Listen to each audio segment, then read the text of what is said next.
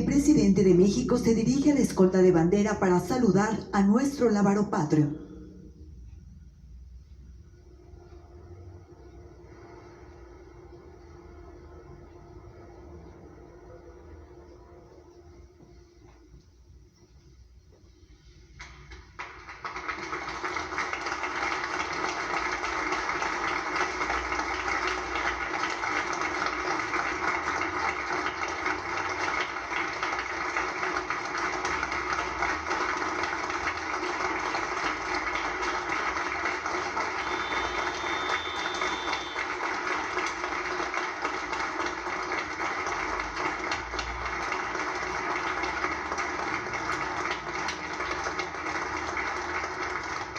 Se rendirán los honores al presidente constitucional de los Estados Unidos mexicanos y comandante supremo de las Fuerzas Armadas.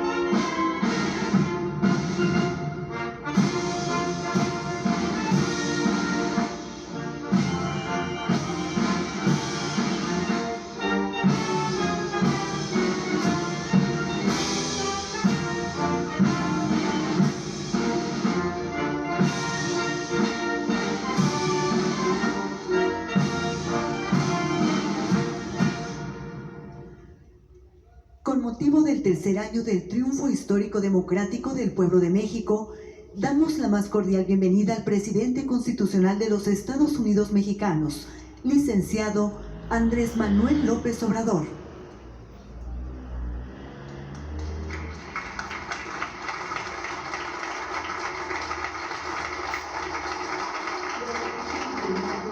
Legal y ampliado del Gobierno de México, representantes de los medios de comunicación y quienes nos siguen por internet a través de las redes sociales. Sean todos bienvenidos. Escuchemos el mensaje que dirige el licenciado Andrés Manuel López Obrador, presidente constitucional de los Estados Unidos mexicanos. Amigas, amigos, integrantes del gabinete de gobierno, representantes de instituciones, mujeres, hombres, servidores públicos. Como es costumbre, cada 3 meses informamos al pueblo de México sobre la situación que guarda el país y la forma en que gobernamos. En los 3 meses que corresponden a este informe, se han presentado signos alentadores de recuperación de las crisis sanitaria y económica. De abril a junio se redujo considerablemente el número de contagios y, lo más importante, en este periodo se han registrado menos fallecimientos por COVID. Aunque se trata de un comportamiento mundial,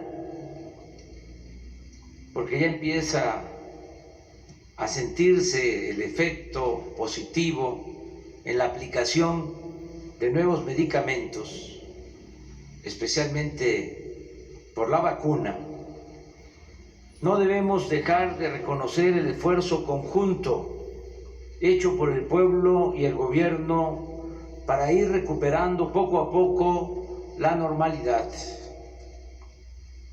Que no se olvide la actitud responsable de muchos mexicanos que se han cuidado, ya sea en sus domicilios o quienes tienen la necesidad imperiosa de salir a buscar el sustento diario en la calle.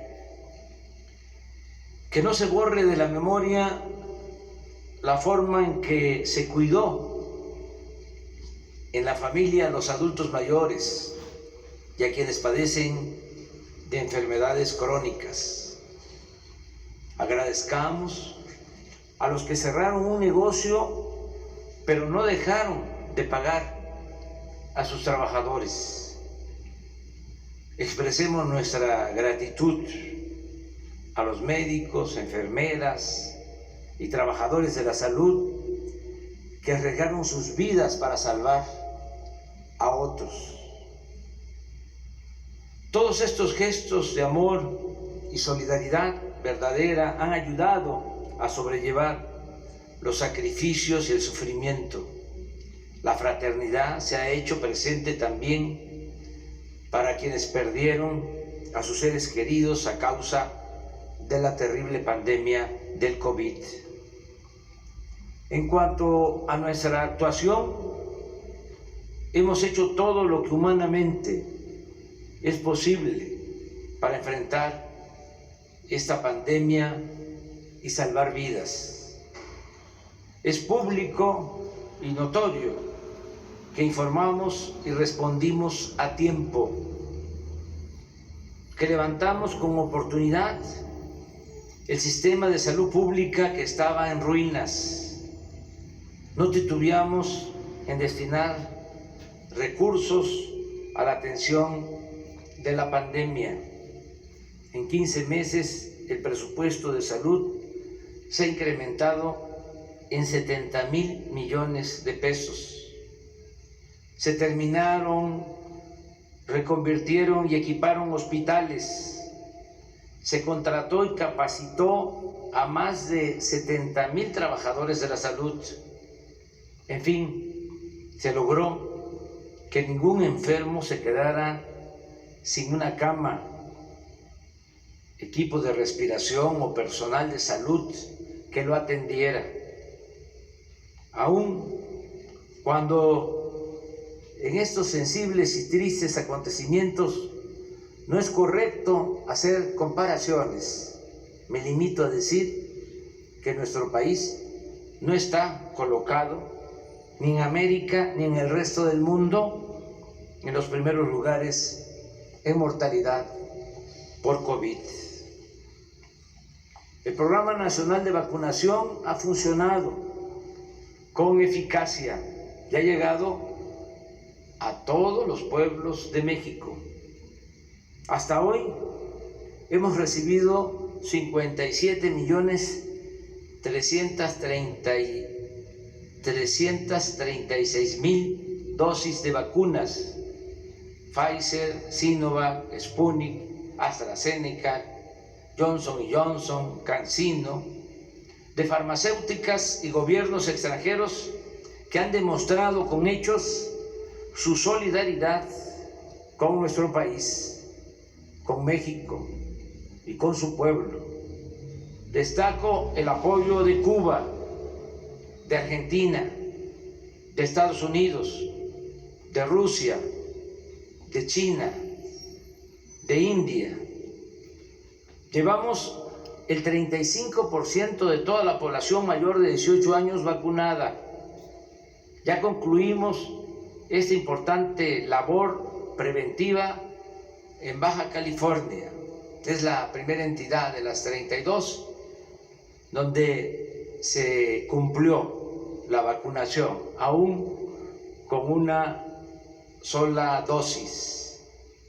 Y reitero el compromiso de vacunar aún también con una dosis a todos los mayores de 18 años del país para el mes de octubre, con el propósito de que lleguemos al invierno más protegidos.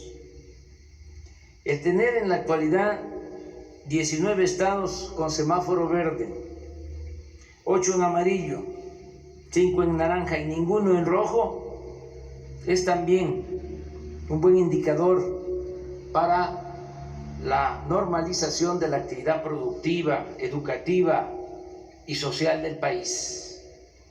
En el campo se está produciendo sin limitaciones. El año pasado la producción agropecuaria aumentó 2% y lo ha hecho otro tanto en lo que va de este año. El sector industrial está en franca recuperación y lo mismo el comercio, el turismo, los restaurantes, la aviación y otros servicios. Casi todos los pronósticos para este año coinciden en que la economía crecerá alrededor del 6%. No hemos contratado deuda pública adicional.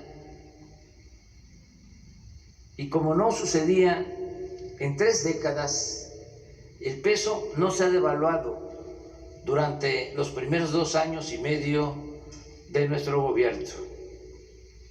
El salario mínimo ha aumentado en 44% en términos reales, como no se veía en 36 años. No hemos aumentado en términos reales los precios de las gasolinas, el diésel, la luz. El gas ha aumentado un poco por encima de la inflación, pero ya vamos a corregir ese aumento muy pronto. Desde que llegamos al gobierno hasta la fecha, el índice de la Bolsa de Valores ha crecido en 20%. La inflación se mantiene estable. La tasa de interés que fija el Banco de México se ha reducido durante nuestro gobierno en 3.75%. Las reservas del Banco de México a finales de la administración pasada, el 30 de noviembre de 2018, eran de 173.775 millones de dólares. El día de hoy son de 192.886 millones de dólares. Casi 20.000 millones de dólares más. Han aumentado el 11%. También es satisfactorio informar que de los 20.613.000 trabajadores inscritos en el Seguro Social antes de la pandemia, se perdieron 1.395.000, pero ya hemos recuperado 957.248, de modo que solo nos faltan 438.156 para estar como antes de la crisis sanitaria. Esto lo vamos a lograr en los próximos 3 meses. Lo más importante es que la pandemia no desembocó en una crisis de consumo. Gracias a las remesas y a los apoyos de los programas de bienestar que llegan y se aplican de abajo hacia arriba, de los más pobres hacia la cúpula de la pirámide poblacional, se ha podido evitar la falta de alimentos y otros bienes de primera necesidad. Hoy precisamente anuncia el Banco de México que las remesas que llegaron al país en mayo alcanzaron la cifra récord de 4.514 millones de dólares. Gracias, gracias, gracias, muchas gracias, paisanas y paisanos.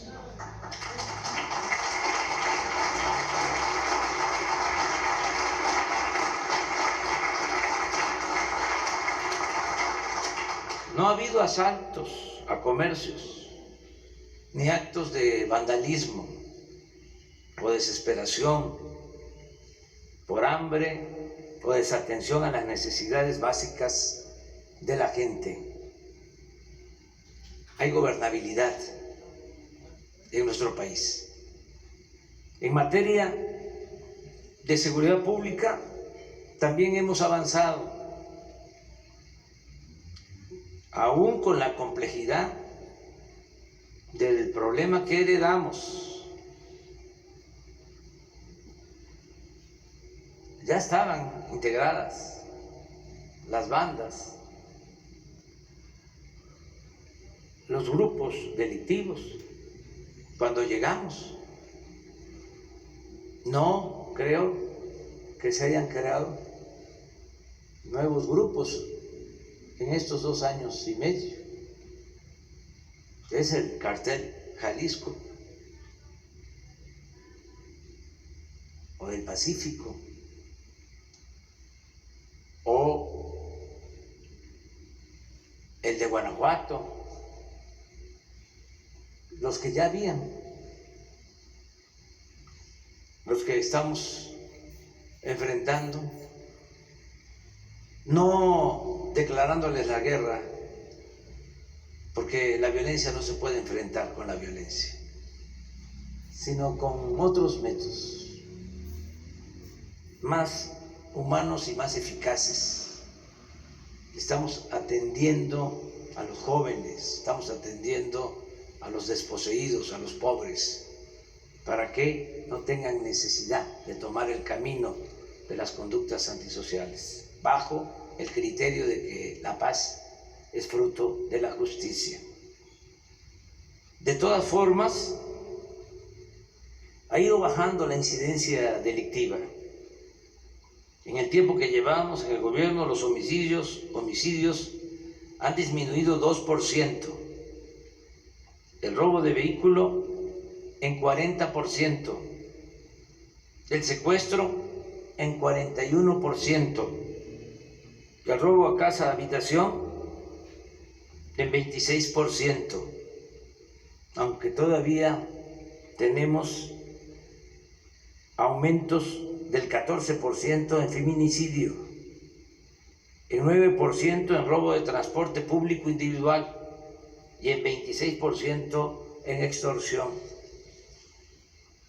Agradezco, como siempre, el apoyo del Gabinete de Seguridad, que todos los días, de lunes a viernes, esto es inédito, nunca en la historia del país un gobierno había destinado tanto tiempo a atender el problema de la inseguridad y de la violencia.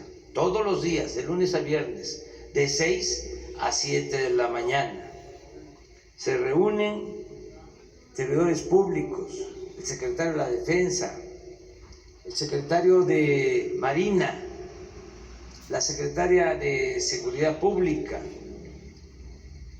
la secretaria de Gobernación, el consejero jurídico. Los lunes se invita a la jefa de gobierno de la Ciudad de México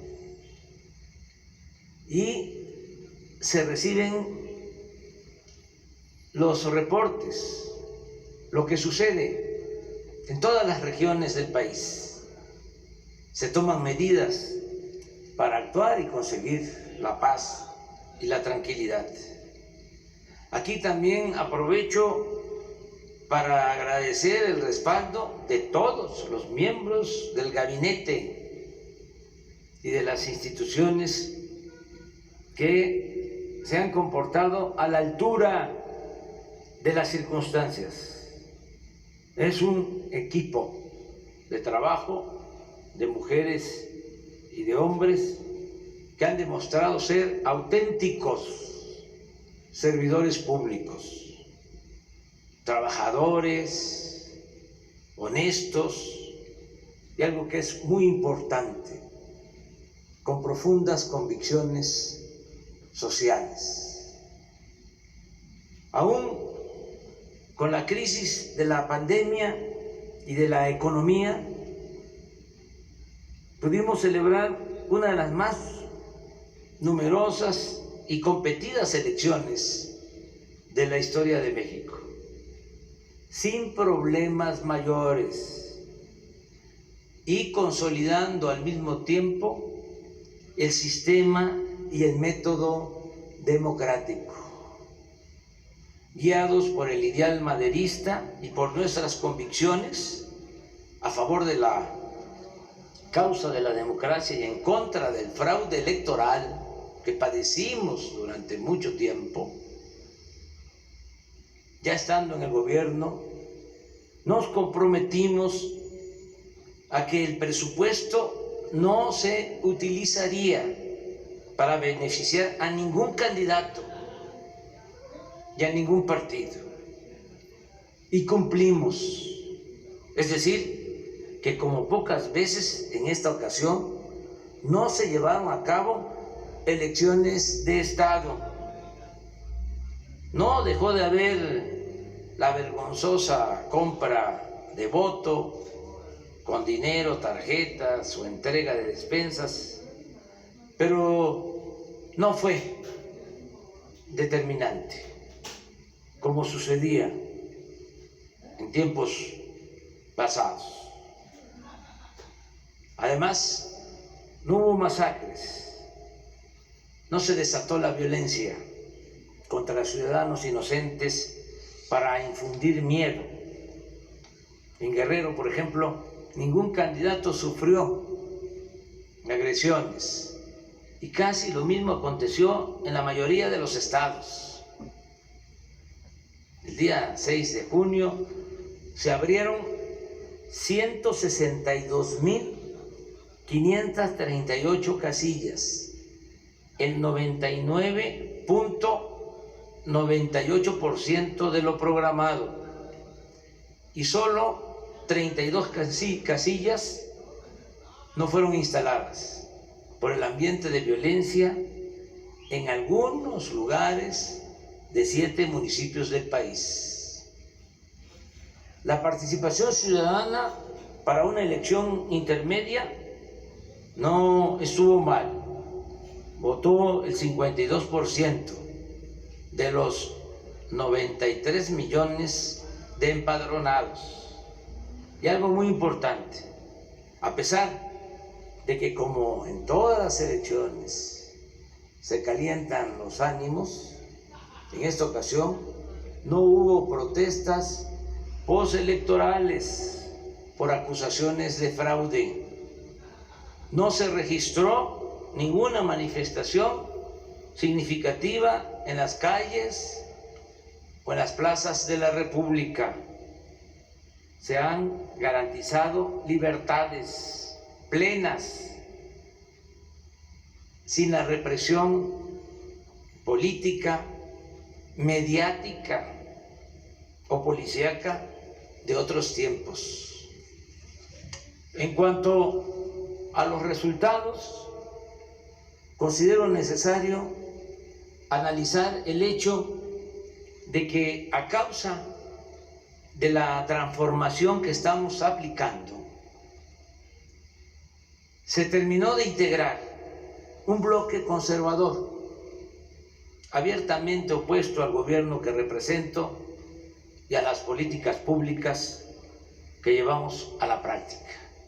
Por eso trato el asunto en este informe, porque no hay duda de que este bloque conservador se constituyó para enfrentarnos, para detener el proceso de transformación que está en marcha. En primer término, señalo que este grupo reaccionario siempre será respetado y tendrá libertad para ejercer su derecho a disentir. Son adversarios, no enemigos. No los tratamos como ellos lo hicieron cuando nosotros estábamos en la oposición. No los vemos como enemigos a destruir, sino como adversarios a vencer. Sencillamente defendemos y representamos proyectos de nación distintos y contrapuestos.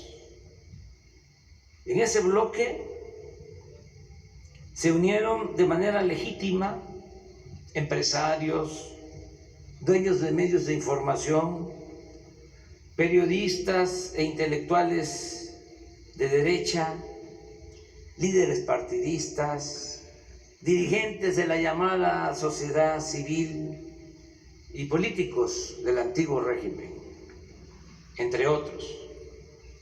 Repito, para enfrentar el proyecto de transformación que estamos aplicando para acabar con la corrupción y con la desigualdad.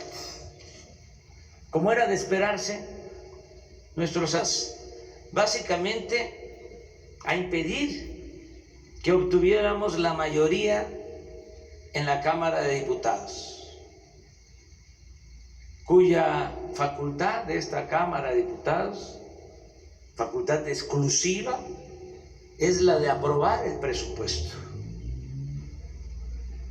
Hicieron todo, recurrieron hasta a la guerra sucia, pero afortunadamente no lograron su propósito.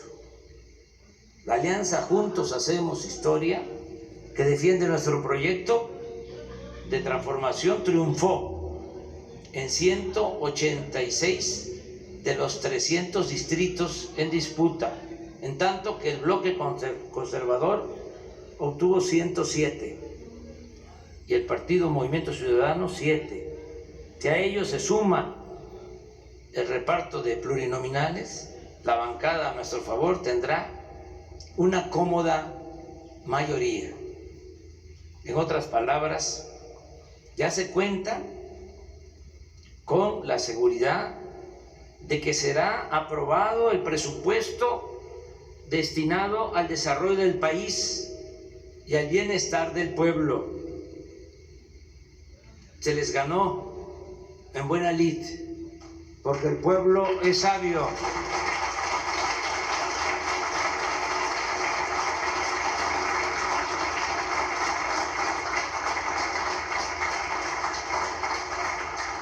No podrán detener las ayudas destinadas a los pobres. No podrán desaparecer, como lo querían, la pensión a los adultos mayores, a las niñas y niños con discapacidad, las becas para estudiantes de familias pobres, ni la atención médica y los medicamentos gratuitos.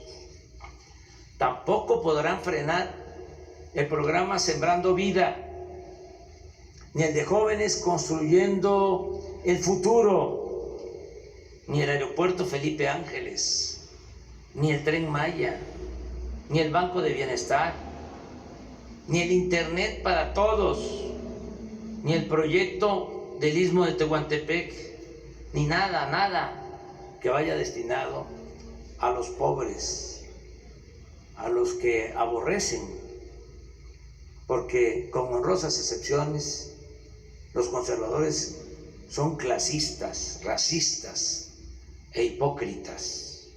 Como bien dijo en una de las pocas veces que trató el tema el presidente Juárez, lo cito textualmente: los ricos y los poderosos ni sienten ni menos procuran remediar las desgracias de los pobres.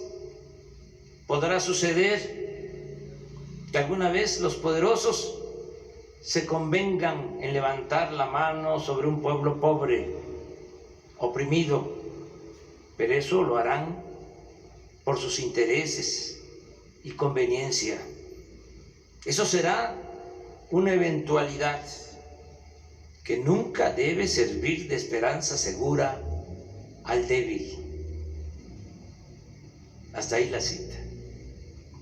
Sin embargo, no poseo ni aspiro a tener el monopolio de la verdad absoluta. Por eso reitero, nuestros adversarios siempre recibirán del gobierno que represento el respeto y la libertad a la que tienen derecho para manifestarse sin límites, represión o censura. Los tiempos han cambiado. Juárez decía,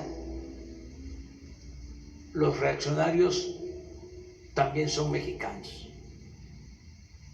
Esa frase la volvió a utilizar Plutarco Elías Calles. Los reaccionarios también son mexicanos. No me gusta esa frase, con tanto que admiro al presidente Juárez. Son ahora otras circunstancias, por eso no podría decir lo mismo. Claro que son mexicanos y que tienen todos los derechos a participar, porque nosotros aspiramos a establecer en México una auténtica, una verdadera democracia, no una dictadura, no una tiranía. No queremos excluir a nadie. Este país lo tenemos que ir construyendo a pesar de la diversidad, con el respeto a las libertades y con la participación de todas y de todos los mexicanos.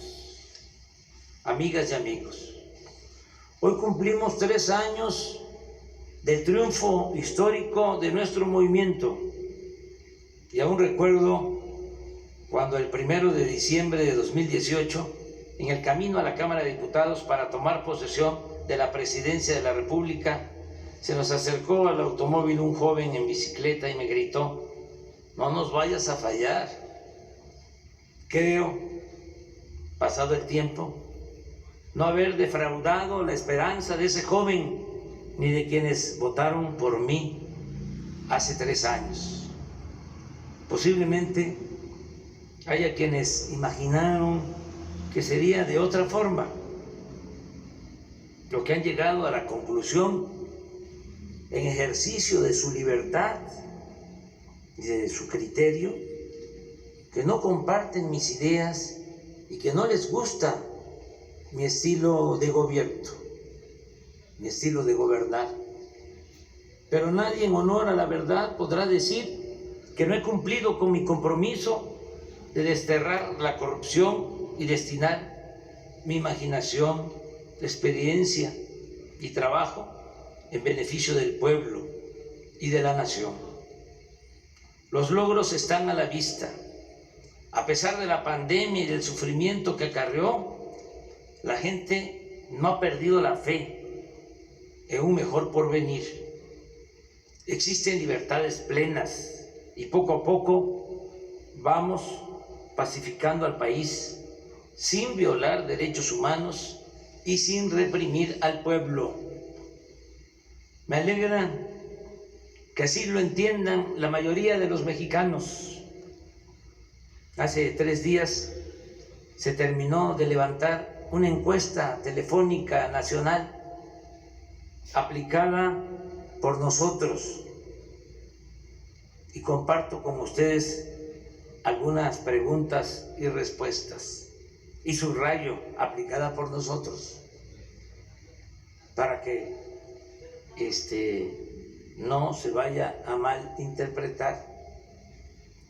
Cuando digo aplicada por nosotros, se debe también pensar que tenemos 3 principios rectores: no mentir, no robar y no traicionar al pueblo. Las preguntas y las respuestas. Con respecto al año pasado, ¿cómo es su situación económica actual? Mejor, 15.3%. Igual, 42.9%. Peor, 40.0%. No sabe, no contestó. 1.9%. Otra, ¿cómo cree que será su situación económica el siguiente año?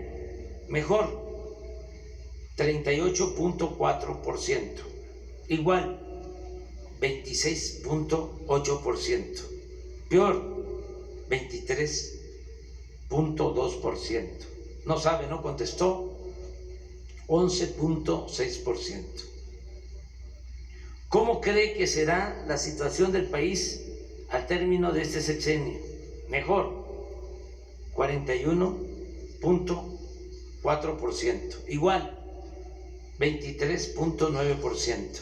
Peor, 26.9%. No sabe, no contestó, 7.8%.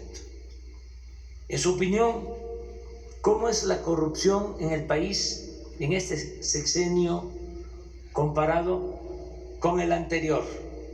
Mayor, 19.7%. Igual, 33.3%. Menor, 43.0%. No sabe, no contestó, 4.0%. ¿Piensa usted que el gobierno actual representa un cambio importante? Sí, 64.7%. No, 31.1%. No sabe, 2.5%. No contestó, 1.6%. ¿Está usted de acuerdo en ese cambio? Sí, 87.4%. No,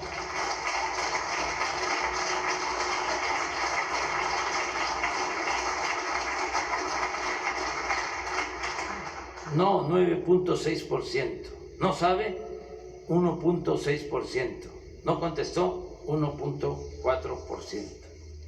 En una escala del 0 al 10, donde 0 significa que lo hace muy mal y 10 muy bien, ¿qué calificación le daría al presidente de la República? 6.7 en promedio. La revocación de mandato propone que si el pueblo no está satisfecho con la forma de gobierno del presidente en turno, se puede votar para que renuncie antes de terminar su sexenio. Si hoy fuera la consulta para valorar el trabajo del presidente, ¿usted votaría porque renuncie o que termine su sexenio? Porque continúe, 72.4%.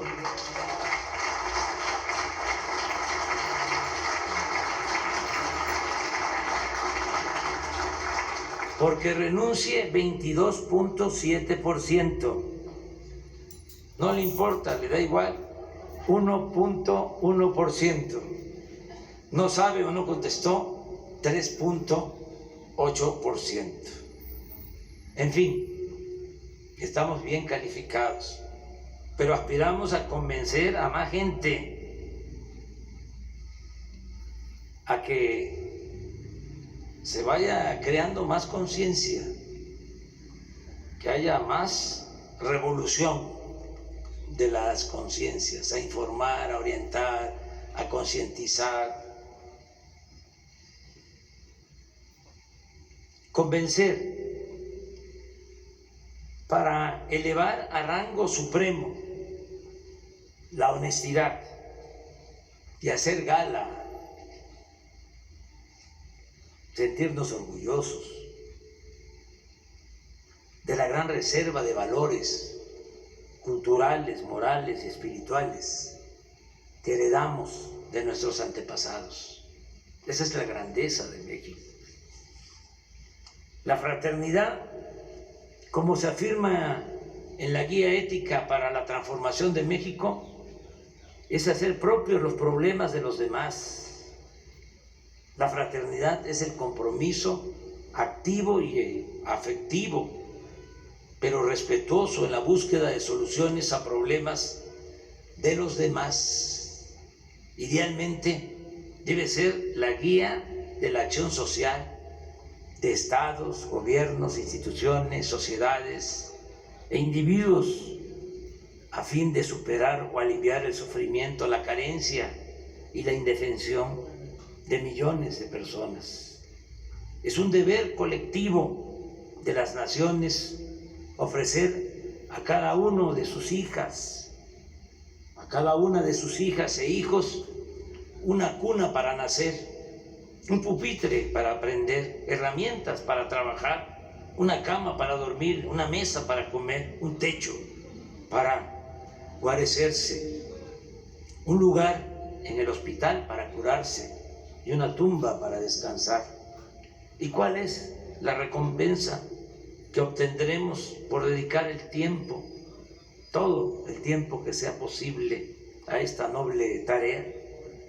La recompensa será el estar bien con nuestra conciencia y con el prójimo y gozar de la inmensa felicidad que produce el ayudar a vivir a todas y todos en un país más libre, más justo, más seguro, más pacífico y más próspero.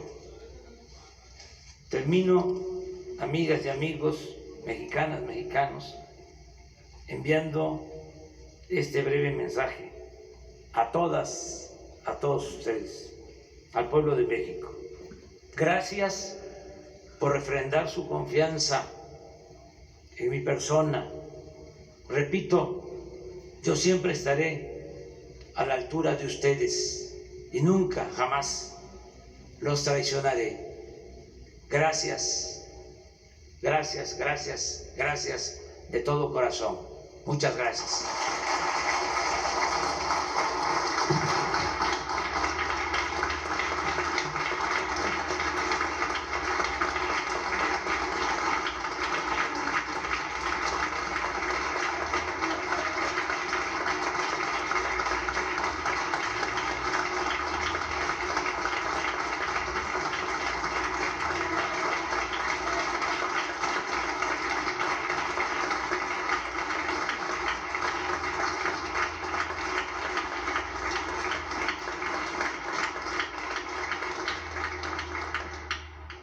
Se rendirán los honores al presidente constitucional de los Estados Unidos mexicanos.